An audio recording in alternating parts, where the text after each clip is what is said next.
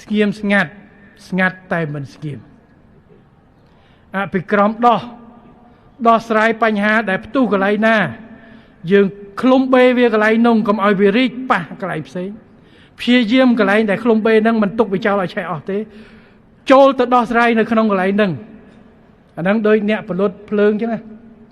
បើឆេះផ្ទះកន្លែងហ្នឹងមួយគេឃ្លុំបេផ្ទះសងខាងបាញ់ផ្ទះសងខាងកុំឲ្យវារៀលហើយបញ្ជូនកម្លាំងចូលទៅក្នុងកាត់បន្ថយកុំឲ្យវាឆេះទៅផលិតក្នុងហ្នឹងហើយប្រឹងស្ដារឡើងវិញនៅកន្លែងហ្នឹងបាទកន្លែងខ្លះមិនបានតន់ចិត្តដូចបងប្អូននោះទេប៉ុន្តែសុំឲ្យមើលតម្លៃ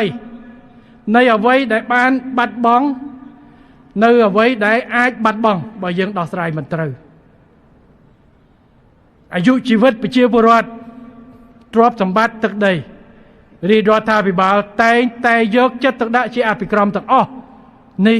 គឺជាអ្វីដែលយើងធ្វើឲ្យសូមបន្តជឿទុកចិត្តទៅលើរាជរដ្ឋាភិបាលសូមបន្តរួមគ្នា